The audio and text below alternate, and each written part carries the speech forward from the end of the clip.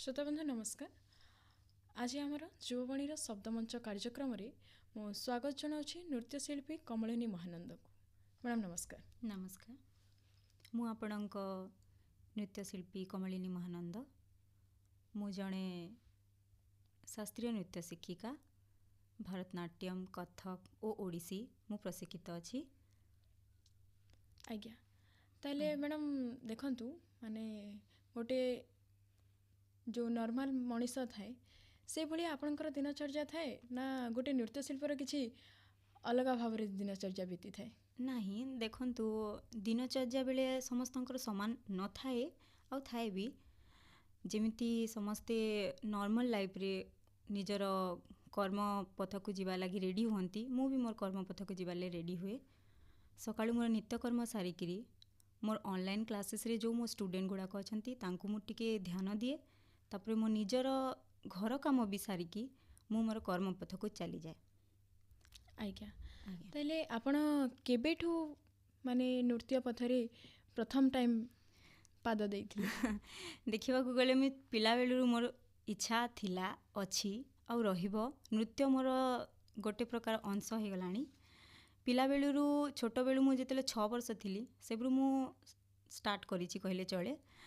मु पूरा प्रशिक्षित होइछि मु जेतेले मोर 22 वर्ष होइतला मु कॉलेज सारथिली। सेतेबेले मु मोर डांस प्रति मु बेसी ध्यान दे पारथिली। मो पढ़ा सांगरे मोर करिकुलर एक्टिविटीज प्रति मु ध्यान दउथिली। आज्ञा आज्ञा आउ समय मैनेजमेंट बहुत जरूरी। समय मैनेजमेंट करिकी मु मो पढ़ा भी आउ याडे मो डांस भी मु मैनेज करिछि। आज्ञा जेमती कहा जाए कि समय सबुठु बड़ बलवान। समय ही प्रति उत्तर दिए कौन काम करिसंती और कौन काम करि नाहंती। से भली भाबरे आमे जहाँ सुनिबा को पाइछु आपणकर एबे गोटे इंस्टीट्यूट मध्य करि सारिछंती। आज्ञा हां सेति पई माने कौन आपन को संघर्ष करिवा पई पड़िछि मैडम? माने केते संघर्ष करी कि आपण ताकू गोटे छिडा करिसंती? हां निहाती भाबरे बहुत संघर्ष थिला आउ संघर्ष रहिबो भी। जीवन यात्रा समस्तंकर संघर्ष रही आसीछि तो समस्तंकर संघर्ष भितरे मोर संघर्ष भी टिके थिला। आज्ञा एकाकी सब करी नाही। मो साथी रे भी बहुत जन मोर पछरे हाथ अछि तांकर। समस्ते मते बहुत हेल्प करिसंती। मोर खराब समय रे से छिड़ा हेछंती। मो स्टूडेंट धरि नियंतु, मो घर लोक धरि नियंतु, मो सांग साथी समस्तन को धरि नियंतु, से समस्ते मते एप्रिशिएट करिसंती आगो को जीवा लागि। सेति पई मु आज एठारे छिड़ा हेछि। गोटे इंस्टीट्यूट अछि मोर, हमर जो इंस्टीट्यूट अछि सेटा मु करि पारछि। आज्ञा आपण कहले कि आपण को बहुत सहयोग करिसंती, परिवार वर्ग हुअंतु किंबा सांग साथी हुअंतु जे के भी हो माने बहुत सहयोग करिसंती आपण को आपण जीवन रे। ताले देखंतु गोटे झियो पई गोटे पाबंदी थाए मैडम कि नाई तू डांस करिवनी, सॉन्ग गाइबनी हैला कि नाटक करिवनी। काहे कि गोटे झियो पई गोटे पाबंदी थाए, पुओ पई से जिंस न थाए। किंतु आजिर जुग रे से जिंस आ किछि रहुनी। ताले आपण को समय रे थिला ना नाही? माने घरे केबे पाबंदी करथिले ना नाही कि डांस करिवु? सेटा निश्चित भाबरे कोन कि बापा चाकरी रे रहिले, माटा गृहिणी तो माँ सबु जगह रे मो कंपटीशन रे जाई पारिबोनी। भाई भौणी माने छोटा थिले से माने किछि सहयोग करि पारिबेनी कि मो साथी रे से जाई पारिबेनी। ताहेले मते एकाकी बाहरबा को पड़िथिला। हां मो बड़ भौणी से मते बहुत एप्रिशिएट करिछि कि हां तोर कला अछि, तू ए कला लोकंक आगरे प्रदर्शित कर, तोर नाम कमा, नाम अर्जन कर, लोक तते चिन्हुन। तो से मते बहुत उत्साहित करिछि कि हां डांस लाइन रे जा, से लाइन टा तो लगी बहुत बढ़िया है। आज्ञा तो सेति पई मुई हिम्मत करि पारली कि हां ठीक अच्छे मोर भितरे कला अच्छे तो यही कला के मैं बहुत माने मोर प्रोत्साहित हे करी लोक को भी प्रोत्साहन करमी। छुआ मन को भी कि आगामी पीढ़ी के जहाँ भी मोर द्वारा भल होचे तांकर प्रति तो मुई सेटा प्रसारित करमी बोली करी मोर गोटे ये रही जाई छे। आज्ञा निश्चित भाबरे जेमती आपण कहले कि बड़ भौणी आपण को बहुत सहयोग करिसंती। बहुत सेटा मोर सेकंड माँ कहले ये हबो नाही, माने छोट हबो नाही, से मोर सेकंड माँ, मो गुरु। आज्ञा गोटे टाइप रो से जेमती घरे प्रथम गुरु आविष्कार हुअंती से भलिया कथा आपण कहले। सेति पई जते बेले आपण को से एप्रिशिएट करूतिले घरे केबे किछि कहि नांती कि तू छोट भौणी को रास्ता माने ଅବାଟରେ ନେଉଛୁ କାହିଁକି ନା ଦେଖନ୍ତୁ ଆମର ସମାଜରେ ଏବେ କେବଳ ପାଠକୁ ହିଁ ଗୁରୁତ୍ୱ ଦିଆଯାଏ। ଆଜ୍ଞା ଆପଣ ବି ଜାଣିଛନ୍ତି, ଆପଣ ଯେହେତୁ କି ଏଇ ବାଟରେ ଅଛନ୍ତି ତାହେଲେ ଆପଣ ନିଶ୍ଚିତ ଭାବରେ ଜାଣିଥିବେ ଆମକୁ ମାନେ ପାଠ ପ୍ରତି ଯେତେ ଗୁରୁତ୍ୱ ଦେବା ପାଇଁ ଫୋର୍ସ କରାଯାଏ ଘରେ, ସେତିକି କୌଣସି ମାନେ ଇଭେଣ୍ଟରେ ହେଲା କି କୌଣସି କଳା ପ୍ରତି ଦେଲେ ଘର ଲୋକ ପସନ୍ଦ କରନ୍ତିନି। ସେତେବେଳେ କିଛି ମାନେ ବଡ଼ ଭଉଣୀକୁ ମାନେ ଦେଖନ୍ତୁ ମାନେ ଗାଳି ଗୁଲଜ କିଛି ହେଇନି? ଅବଶ୍ୟ ଭାବରେ ବାପା ଚାହୁଁଥିଲେ କି ପାଠ ଲାଇନରେ ଗୋଟେ ଡକ୍ଟର କି ଇଞ୍ଜିନିୟର ହଉ, ହେଲେ କଳା ସମସ୍ତଙ୍କର ଦେହରେ ଥାଏ ନାହିଁ। ଆଜ୍ଞା କଳା ରହିବାଟା ସେ ଭଗବାନଙ୍କର ଗିଫ୍ଟ, ଗୋଟେ ପ୍ରକାର ଭଗବାନଙ୍କର ଗଡ୍ ଗିଫ୍ଟେଡ୍ କଳାଟା।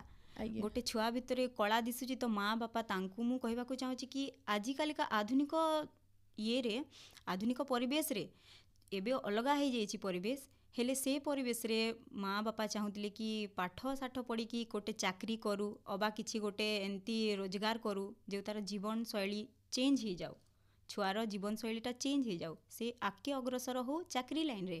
ବାକି କାହାର ଦେହେ ଯଦି କଳା ଅଛି ତ ସେ କଳାକେ ସେ ମାନେ ମାରିକରି ନାଇଁ ରଖୁନ୍, ଆଜ୍ଞା ପରିବାର ବାଲେ ବି ସପୋର୍ଟ କରୁନ୍, ତାଙ୍କର ପରିବାର ବି ସବୁ ସହଜନ ସବୁ ସପୋର୍ଟ କରୁନ୍, ସେ ମନୁଷ୍ୟଟା ଆଗକେ ବଢ଼ୁ। ଆଜ୍ଞା ନିଶ୍ଚିତ ଭାବରେ। ଦେଖନ୍ତୁ ଆପଣ ଯେମିତି କହିଲେ କି ଘରେ ହିଁ ପ୍ରଥମ ଗୁରୁ ଥିଲେ, ଆଜ୍ଞା ତାହେଲେ ଯଦି ଆମେ ବହିର୍ଭାବେ ଦେଖିବା ତାହେଲେ ଆପଣଙ୍କ ବାହାରେ କିଏ ପ୍ରଥମ ଗୁରୁ ଭାବରେ ଥିଲେ? ମାନେ ଆପଣ କାହାଠୁ ପ୍ରଥମେ ଶିକ୍ଷା ଗ୍ରହଣ କରିଥିଲେ? ତାଙ୍କର ଆପଣଙ୍କ ଗୁରୁଟା କିଏ ଥିଲେ? ଆମର ସେ ଲେଟ୍ ସେ ଇଏ ଏକ୍ସପାୟାର କରିଗଲେଣି, ଝରଣା ମିଶ୍ର ଆଜ୍ଞା ମୋର ଯେଉଁ ଗୁରୁ ଥିଲେ। ହୁଁ। ସେ ମୋତେ ଭରତନାଟ୍ୟମ ପ୍ରଶିକ୍ଷଣ କରୁଥିଲେ, ସେ ମୋତେ ଶିଖଉଥିଲେ, ସେ ମୋତେ 4 ବର୍ଷ ଶିଖେଇଲେ, ସେ ପୁଣି ମୁମ୍ବାଇ ଚାଲିଗଲେ। ସେ ଦିନଠୁ ମୁଁ ତାଙ୍କୁ ଦେଖି ନାହିଁ, ତାଙ୍କର କଣ୍ଟାକ୍ଟ ପାଇନାହିଁ। ମୁଁ ଅଚାନକ ଦିନେ ମୋତେ ଖବର ଆସିଲା, ଦୁଃଖଦ ଖବର ଆସିଲା କି ସେ ଆଉ ନାହାନ୍ତି ବୋଲି। ବହୁତ ଦୁଃଖ ଲାଗିଲା, ମୁଁ ମର୍ମାହତ ହେଇଗଲି। ହେଲେ ମୁଁ ପୁଣି ଠିଆ ହେଲି, ତାଙ୍କର ମୋର ବହୁତ ମା ଆଉ ଝିଅର ଯେମିତି ପବିତ୍ର ଗୋଟେ ବନ୍ଧନ। ରିସ୍ତା, ହଁ ବନ୍ଧନଟା ଥାଏ, ସେଭଳି ଆମର 2 ଜଣଙ୍କର ଥିଲା। ତ ମୁଁ ତାଙ୍କର ଯାହା କଳା ମୋର ଦେହରେ ଅଛି, ମୁଁ ସେଇଟା ଆଉ ଛୁଆମାନଙ୍କୁ ମୁଇଁ ଯେନ୍ଟା ମୋର ଟାଇମିଂରେ ମୁଇଁ ଯେତ୍କି ନାଇଁ କରିପାରି, ମୋର ଥ୍ରୁରୁ ଛୁଆମାନେ ମୋ ଷ୍ଟୁଡେଣ୍ଟ ମାନେ ସେମାନେ ବି ଆଗକେ ଯାଉନ୍, ଷ୍ଟେଟ୍ ଲେଭଲ୍ ଇଣ୍ଟରନ୍ୟାସନାଲ୍ ଲେଭଲ୍ ଯାଉନ୍। ଆଜ୍ଞା ଆଜ୍ଞା ମୁଇଁ ସେଥିପାଇଁ ଉତ୍ସାହିତ କରସି। ଆଉ ମୁଇଁ ହେଇ କଥାଟା ଭୁଲି ଯାଏସି କି ହଁ ତାଙ୍କର କଳା ଅଛି, ସେଇ ମନୁଷ୍ୟ ନାହିଁ, ଲେକିନ୍ ତାଙ୍କର କଳା ମୋର ଭିତରେ ଅଛି। ଆଉ ତାଙ୍କର କଳା କି ନେଇକରି ମୁଇଁ ଆଗକେ ବଢ଼ିଛେଁ, ତ ମୁଇଁ ତାଙ୍କୁ ସବୁବେଳେ ମନେ କରୁଥିବି। ଆଜ୍ଞା ଆଜ୍ଞା ତାହେଲେ ତାଙ୍କ ପରେ ଆପଣ କାହାଠୁ ଶିଖିଛନ୍ତି ମ୍ୟାଡ଼ାମ୍? ପୁଣି ତାଙ୍କର ପରେ ଗୁରୁ ବଶିଷ୍ଠ କୁମାର ଆଚାର୍ଯ୍ୟ, ସେ ଆଜ୍ଞା ମୋତେ ଶିଖଉଥିଲେ। ସେ ବି ଦୁବାଇ କେଉଁଠି ଗୋଟେ ସିଫ୍ଟ ହେଇଗଲେ, ସେ ବେଶୀ ଦିନ ପର୍ଯ୍ୟନ୍ତ ମୋତେ ଶିଖେଇ ପାରିଲେନି। ଆଜ୍ଞା ତେଣୁ ମୁଁ ଆଗକୁ ନିଜେ ଛିଡ଼ା ହେଇଛି ଏଇ ଲାଇନ୍ରେ, ନିଜେ ଶିଖିଛି। ସେ ମୋତେ ଟ୍ରେନ୍ କରିଛନ୍ତି, ହୁଁ ହୁଁ ହେଲେ ମୁଁ ନିଜେ ଆଡ଼କୁ ନିଜେ ଛିଡ଼ା ହେଇଛି।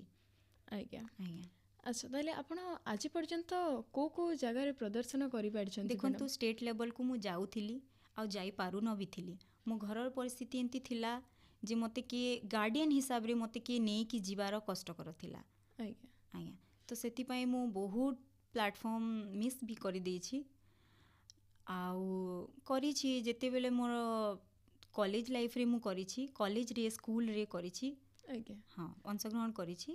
ମାନେ ଆଉ କଲେଜ ହଁ ଲେଭେଲ ସ୍କୁଲ ଲେଭେଲରେ ଆପଣ ଆଜ୍ଞା ପ୍ରଦର୍ଶନ ଆଜ୍ଞା କରିଛନ୍ତି। ଆଜ୍ଞା ଯେତେବେଳେ ଦେଖନ୍ତୁ ଆପଣ ପ୍ରଥମ ସମୟ ପାଇଁ ପ୍ରଦର୍ଶନ କରିଥିଲେ, ଦର୍ଶକଙ୍କ ପ୍ରତିକ୍ରିୟା କ'ଣ ଥିଲା? ଦର୍ଶକଙ୍କ ପ୍ରତିକ୍ରିୟା ବହୁତ ବଢ଼ିଆ ଥିଲା, ମୋତେ ବହୁତ ଖୁସି ଲାଗିଲା, ମୋତେ ଏତେ ଭଲ ପାଇବା ମିଳିଲା। ସେଥିପ୍ରତି ମୁଁ ବହୁତ ଧନ୍ୟ ମନେ କରୁଛି କି ହଁ କଳା ଲାଇନ୍କୁ ଆସିକିରି ମୋର କିଛି ବ୍ୟର୍ଥ ହେଇନାହିଁ। ଆଜ୍ଞା ହଉ ତାହେଲେ ଦେଖନ୍ତୁ ଯେତେବେଳେ ଆପଣ ପ୍ରଦର୍ଶନ କରୁଥିଲେ ମ୍ୟାଡ଼ାମ୍, ଗୋଟେ ଷ୍ଟେଜ୍କୁ ଗଲେ ଗୋଟେ ମନ ଭିତରେ ଡର ଆସି, ହଁ ଯେତେ ଅବଶ୍ୟ ଷ୍ଟେଜ୍ ବି ଆପଣ ପ୍ରଦର୍ଶନ କରନ୍ତୁ ନା କାହିଁକି, ହଁ ଗୋଟେ ମନ ଭିତରେ ଡର ଆସି, ଆଜ୍ଞା ସେମିତି ଡର ଆସିଥିଲା ନା ନାଇଁ କେବେ? ହଁ ବହୁତ ଡର ଆସିଥିଲା କି ମୋଠୁ ଆହୁରି ବି ବଡ଼ ବଡ଼ ମୋର ସିନିୟର ଯେଉଁ ଥିଲେ ସେମାନେ ଥିଲେ, ତାଙ୍କୁ ଡର ଲାଗିବ ହିଁ ଲାଗିବ ମୋତେ କି ମୋର ସିନିୟର ଅଛନ୍ତି, କି ମୁଁ ଭଲ ପ୍ରଦର୍ଶନ କରିବି କି ନାହିଁ, ସେମାନେ କ'ଣ କହିବେ, ଏମିତି ଚିନ୍ତାଧାରା ଥିଲା। ହେଲେ ମଞ୍ଚକୁ ଗଲା ପରେ ମୋର ସେଇ ଡର ଭସ୍ମାଭୂତ ହେଇଯାଇଥିଲା। ଆଜ୍ଞା ଆଜ୍ଞା ମୁଁ କନଫିଡେଣ୍ଟଲି ମୋର ନୃତ୍ୟ ପରିବେଷଣ କରିଛି। ମୋର ଏକ୍ସପ୍ରେସନ୍ ପ୍ରତି ମୋତେ ବହୁତ ଏପ୍ରିସିଏଟ୍ କରିଛନ୍ତି, ମୋର ଏକ୍ସପ୍ରେସନ୍କୁ ବହୁତ ଭଲ ପାଇବା ଦେଇଛନ୍ତି। ତ ସେଥିପାଇଁ ମୁଇଁ ବହୁତ ନିଜକେ ଧନ୍ୟ ମନେ କରୁଛି, ବହୁତ ବ୍ଲେସ୍ଡ ଭାବସି। ଆଜ୍ଞା, ନିଶ୍ଚିତ ଭାବରେ ମାନେ ଗୋଟେ କଳାକାର ପାଇଁ ଭଗବାନ କହିଲେ ତ ଦର୍ଶକ, ଯଦି ଦର୍ଶକଙ୍କର ଯଦି ସହଯୋଗ ଅଛି, ସମର୍ଥନ ଅଛି, ତାହେଲେ କଳାକାର ପାଇଁ ଆଉ ଗୋଟେ କିଛି ଦରକାର ନାହିଁ କହିଲେ ଚଳେ। ସେ ମରିବା ପର୍ଯ୍ୟନ୍ତ ତାର ଦର୍ଶକର ସହଯୋଗ ହିଁ ଚାହିଁଥାଏ, ତା ଜୀବନରେ ଆଉ କିଛି ନଥାଏ। ସତ ନା ମ୍ୟାଡ଼ାମ? ହଁ ଆଜ୍ଞା। ତ ଆପଣ ତାହେଲେ ଆଗକୁ ଆଉ କ'ଣ କରିବା ପାଇଁ ଚାହୁଁଛନ୍ତି? ଆଜ୍ଞା, ଆଗକୁ କରିବାକୁ ତ ଏଇଟା ଗୋଟେ ମୋର ଜୀବନର ଗୋଟେ ମହତ୍ୱପୂର୍ଣ୍ଣ ଅଂଶ ହେଇଗଲାଣି ମୋ ନୃତ୍ୟଟା। ମୁଁ ଚାହୁଁଛି ମୋ ପାଖରେ ଯେଉଁ ପିଲାମାନେ ଅଛନ୍ତି କି ମୋ ପାଖରେ ନାହାନ୍ତି ବି, ସମସ୍ତଙ୍କୁ ଯାହା ମୁଁ କହିବାକୁ ଚାହୁଁଛି କି ମୋ ତରଫରୁ ଗୋଟେ ମେସେଜ୍ ପିଲାମାନଙ୍କୁ, ଆସିବା ଯୁବପିଢ଼ିଙ୍କୁ, କି ନିଜ ଭିତରେ ଯେଉଁ ବି କଳା ଅଛି ତାକୁ ମାରିକି ରଖନ୍ତୁ ନାହିଁ। ଆଉ ମୁଁ ତାଙ୍କ ପ୍ୟାରେଣ୍ଟସ୍ମାନଙ୍କୁ ବି ଅନୁରୋଧ କରୁଛି, ପିଲାମାନଙ୍କ ଭିତରେ କଳା ଦେଖୁଛନ୍ତି ତ ତାହାକୁ ପ୍ରୋତ୍ସାହିତ କରନ୍ତୁ, ସେ ଛୁଆକୁ ପ୍ରୋତ୍ସାହିତ କରନ୍ତୁ, ଆଗକୁ ବଢ଼ିବାକୁ ତାକୁ ଉତ୍ସାହିତ କରନ୍ତୁ। ଆଜ୍ଞା, ତାଙ୍କ କଳାକୁ ମାରିକି ରଖନ୍ତୁ ନାହିଁ। କଳା ଗୋଟେ ସମୟରେ ନିଜର କଳା ନିଜର ଗୋଟେ ଲାଇଫ୍ରେ ବହୁତ ଇମ୍ପୋର୍ଟାଣ୍ଟ ପାର୍ଟ ବି ହେଇପାରେ। କଳାଟା ଆଜ୍ଞା, ଖାଲି ରୋଜଗାର ୟା ପାଠ ନାହିଁ, ନିଜ ଭିତରେ କଳା ଅଛି ତ ସେଇଟା ପ୍ରଦର୍ଶିତ କରନ୍ତୁ, ସେଇଟା ଦେଖାନ୍ତୁ, ସେଥିରେ ବି ବହୁତ ସ୍କୋପ୍ ଅଛି। ଆଜିକାଲିକା ସମୟରେ ମା ବାପା ବୁଝୁଛନ୍ତି ପିଲାମାନଙ୍କୁ, ଡାଉଟ୍ ନାହିଁ ସେଥିରେ, ହେଲେ କଳା ଅଛି ତ ଛୁଆଙ୍କୁ ପ୍ରୋତ୍ସାହିତ କରନ୍ତୁ। ଏମିତି କୁହନ୍ତୁ ନାହିଁ କି କଳା ଅଛି ତ କଳାରେ ତୁ କିଛି ରୋଜଗାର କରିପାରିବୁ ନାହିଁ, କି କଳାରେ ତୋର କିଛି ହେବ ନାହିଁ, ଏମିତି କୁହନ୍ତୁ ନାହିଁ, ତାକୁ ପ୍ରୋତ୍ସାହିତ କରନ୍ତୁ। ଦିନେ ନା ଦିନେ ସେଇ ଜିନିଷଟା ତାଙ୍କ ପ୍ରତି ଭଲ ପାଇବା ବନିଯିବ, ବଦଳିଯିବ, ଭଲ ପାଇବାରେ ବଦଳିଯିବ। ପିଲାମାନଙ୍କର ଉତ୍ସାହିତ ଖୁସି ଦେଖିକରି ଆଜ୍ଞା, ମା ବାପାଙ୍କର ଧାରଣା ବି ବଦଳି ଯାଇପାରେ। ଆଜ୍ଞା, ଆପଣଙ୍କର ମାନେ ଯେଉଁ ଫିଲୋସଫି ଅଛି, ମୁଁ ସେଇ ଜିନିଷଟା ବୁଝିପାରୁଛି। ମା ବାପା ଯେତେ ବି ମନା କରନ୍ତୁ ନା କାହିଁକି, ଯେତେବେଳେ ଛୁଆଟା ଘରେ ମାନେ ଗୋଟେ ଆୱାର୍ଡ ଧରିକି ଆସେ, ମାନେ ଗର୍ବାନ୍ୱିତ ହୁଅନ୍ତି। ମା ବାପା ହଉ, ପ୍ୟାରେଣ୍ଟସ୍ ହଉ, ଘରେ ଯିଏ ବି ଅଭିଭାବକ ଥାଆନ୍ତୁ, ମାନେ ମୁହଁରେ ହସଟା ଫୁଟି ହିଁ ଯାଏ। ସେ ଜାଗାରେ ଆଉ କିଛି କହି ହୁଏନି କି ନାଇଁ ତୁ କାହିଁକି ଡ୍ୟାନ୍ସ କରୁଥିଲୁ, କାହିଁକି ସଙ୍ଗ କାହିଁକି ଖେଳ ଖେଳୁଥିଲୁ, କିଛି କହି ହୁଏନି। କାହିଁକି ନା କୋଉ ବି ମା ବାପା ନିଜର ପୁଅ ଝିଅର ମାନେ କ୍ଷମତାକୁ ସେଇ ସମୟରେ ବୁଝନ୍ତି ଯେଉଁ ସମୟରେ ସେମାନେ ଗୋଟେ ହାତରେ ମେଡାଲଟେ ଦେଖନ୍ତି କିମ୍ବା ହାତରେ ସାର୍ଟିଫିକେଟଟେ ଦେଖନ୍ତି, ସେତେବେଳେ ହିଁ ତାଙ୍କର ମହତ୍ତ୍ୱ କ'ଣ ସେମାନେ ବୁଝିପାରନ୍ତି। ଆଜ୍ଞା, ନିଶ୍ଚିତ ଭାବରେ। କିନ୍ତୁ ଆଜିର ସମାଜରେ ଅନେକ ଅଭିଭାବକ ମାନେ ଆମର ଯେଉଁ ଛୋଟ ଛୋଟ କୁନି କୁନି ପିଲା ଅଛନ୍ତି ତାଙ୍କୁ ବୁଝିପାରୁଛନ୍ତି, ଡ୍ରଇଂ କ୍ଲାସ୍ ଦେଉଛନ୍ତି, ଡ୍ୟାନ୍ସ କ୍ଲାସ୍ ଦେଉଛନ୍ତି, ସଙ୍ଗ କ୍ଲାସ୍ ଦେଉଛନ୍ତି, ଖେଳିବା ପାଇଁ ଦେଉଛନ୍ତି।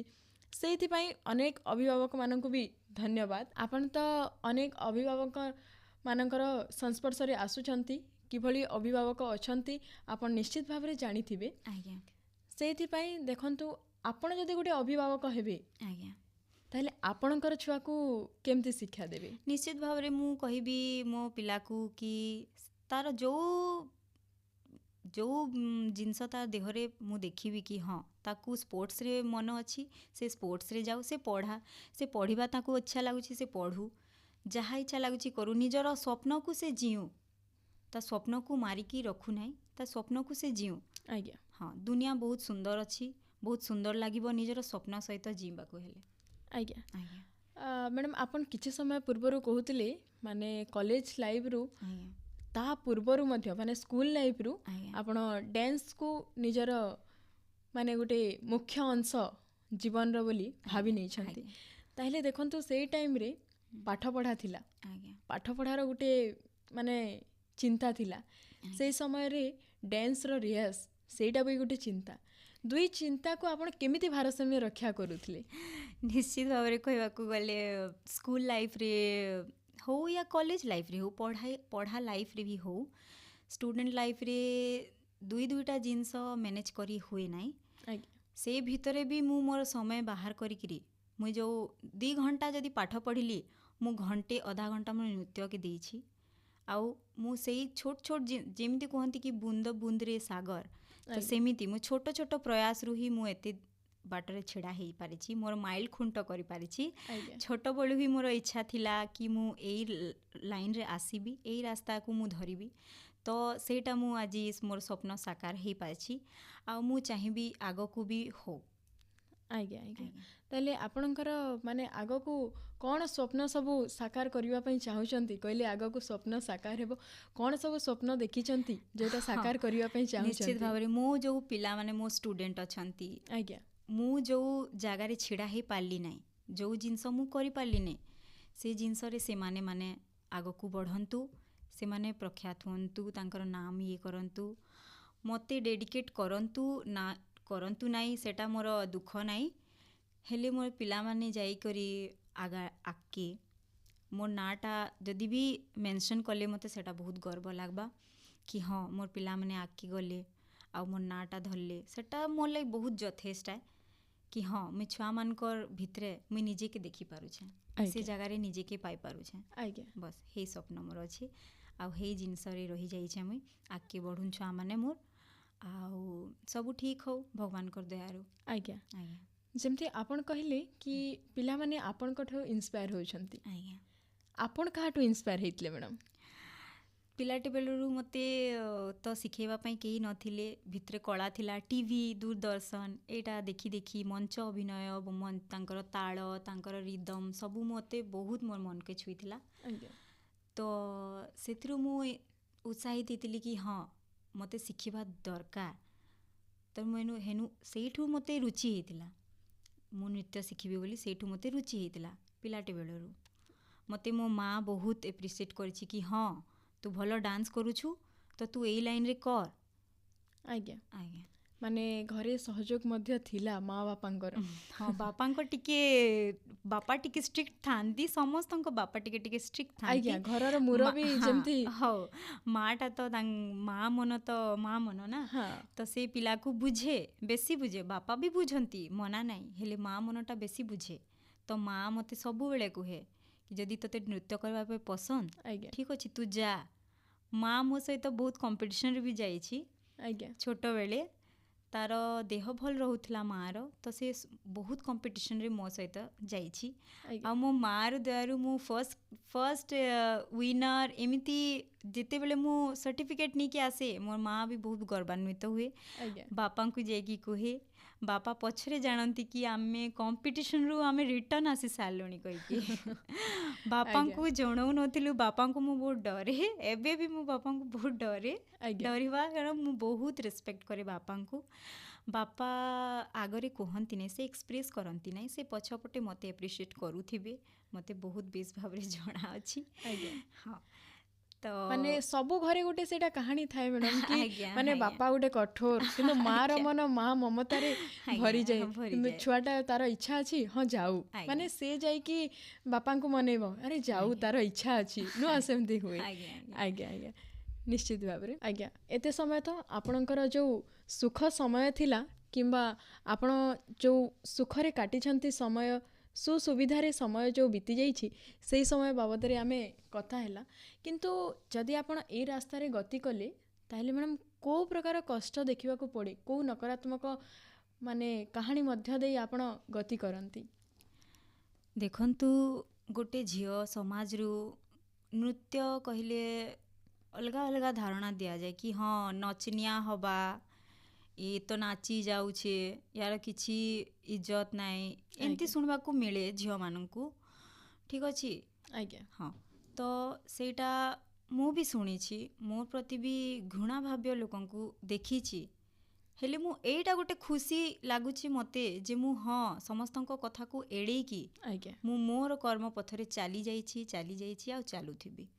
ଆଜ୍ଞା ଆଜ୍ଞା ଯେମିତି କଥାରେ ଅଛି କର୍ମ ହିଁ ଭଗବାନ, ଆଜ୍ଞା ହେଲା ସେଇ କର୍ମ କରିଛନ୍ତି ବୋଲି ଆଜି ତାର ଫଳାଫଳ ହେଉଛି ଆପଣଙ୍କର ଇନଷ୍ଟିଚ୍ୟୁଟ୍। ନିଶ୍ଚିତ ଭାବରେ ଏତେ ଛାତ୍ରଛାତ୍ରୀ ଆସି ଆପଣଙ୍କର ଗୋଟେ ଗୁରୁମା ସାଜିଛନ୍ତି, ହଁ ହେଲା ଗୁରୁ ହେଇପାରିଛନ୍ତି ଆଜି ସମୟରେ। ମାନେ ଆଜି ସମୟରେ ଗୋଟେ ଗୁରୁ ହେବା କିଛି ଛୋଟ କଥା ନୁହଁ। ତାହେଲେ ମ୍ୟାଡ଼ାମ୍ ଦେଖନ୍ତୁ ଏତେ ସମୟ ତ ବିତି ଯାଇଛି, ଏତେ ମାନେ ଅସୁବିଧାର ସମ୍ମୁଖୀନ ହେଇ ସୁବିଧାର ପଥ ଦେଇ ଗତି କରିବା ମଧ୍ୟରେ ଜୀବନରେ ଏମିତି କ'ଣ ସମୟ ରହିଯାଇଛି କିମ୍ବା କ'ଣ ଏମିତି ଗୋଟେ ମୁହୂର୍ତ୍ତ ରହିଯାଇଛି ଯାହା ଆପଣଙ୍କ ଜୀବନରେ କେବେ ବି ଆପଣ ଭୁଲି ପାରିବେନି?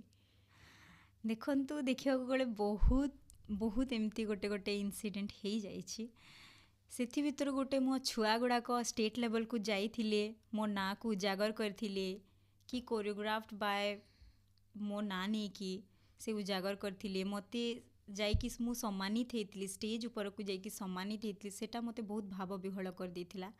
ସେଥିପାଇଁ ମୁଁ ଏତେ ଖୁସି, ମୁଁ ସବୁ ଦୁଃଖ ଭୁଲି ଯାଇଥିଲି। ମୋ ପିଲାମାନଙ୍କ ମୁହଁରେ ହସି ଦେଖିକି ମୁଁ ବହୁତ ଖୁସି ହେଇଯାଇଥିଲି। ତ ମୁଁ ସବୁ ଖରାପ ଯେଉଁ ମୋତେ ଷ୍ଟେଟମେଣ୍ଟ ମିଳିଥିଲା, ଖରାପ ଯେଉଁ ମୋତେ କଥା ଶୁଣିବାକୁ ମିଳିଥିଲା, ସବୁ ଜିନିଷ ମୁଁ ଭୁଲିକି ମୋ ପିଲାମାନଙ୍କ ମୁହଁରେ ହସି ଦେଖିକି ମୁଁ ତାଙ୍କୁ ଆଉ ଏପ୍ରିସିଏଟ୍ କଲି। ଆଉ ମୁଁ ନିଜେ ବି ବହୁତ ଗର୍ବାନ୍ୱିତ ହୁଏ ଯେ ମୋ ପିଲାମାନେ ମୋ ନାଁ ଉଜାଗର କରିଛନ୍ତି, ମୋ ନାଁ ଧରିକି ସେ ଆଗକୁ ବଢ଼ୁଛନ୍ତି, ତ ସେମାନେ ଆଗକୁ ବଢ଼ନ୍ତୁ ସେମିତି। ଆଉ ସେଥିପ୍ରତି ମୁଁ ତାଙ୍କୁ ବି ଧନ୍ୟବାଦ କରୁଛି, ଏତେ ଡେଡିକେସନ୍ରେ ସେ ମୋଠୁ ଶିଖିଲେ, ସେ ଆଗକୁ ବଢ଼ିଲେ ଆଉ ଆଗକୁ ବଢ଼ନ୍ତୁ ମଧ୍ୟ। ଆଜ୍ଞା, ନିଶ୍ଚିତ ଭାବରେ ଆମେ ମଧ୍ୟ ଆପଣଙ୍କର ସୁଭବିଷ୍ୟତ କାମନା କରି ଆମ ସହିତ ଆପଣଙ୍କର ଅନ୍ତର୍ଦୃଷ୍ଟି ଏବଂ ଆପଣଙ୍କର ସଂଘର୍ଷମୟ ସମୟ ବିଷୟରେ ସେଇ କାହାଣୀଟି ଜୀବନର ବାଣ୍ଟିଥିବାରୁ ଆପଣଙ୍କୁ ବହୁତ ବହୁତ ଧନ୍ୟବାଦ। ଧନ୍ୟବାଦ ମ୍ୟାମ୍। ତାହେଲେ ମ୍ୟାଡ଼ାମ୍, ଆପଣଙ୍କର ଯାତ୍ରା, ଆପଣଙ୍କର ଅନ୍ତର୍ଦୃଷ୍ଟି, ଆପଣଙ୍କର ସଂଘର୍ଷମୟ ସମୟର କାହାଣୀ, ଆପଣଙ୍କର ଜୀବନ ପଥର କାହାଣୀ ଆମ ସହିତ ବାଣ୍ଟିଥିବାରୁ ଆପଣଙ୍କୁ ବହୁତ ବହୁତ ଧନ୍ୟବାଦ। ଧନ୍ୟବାଦ। ଆପଣଙ୍କର ସୁଭବିଷ୍ୟତ କାମନା କରି ଆମେ ବିଦାୟ ନେଉଛୁ। ନମସ୍କାର। ନମସ୍କାର।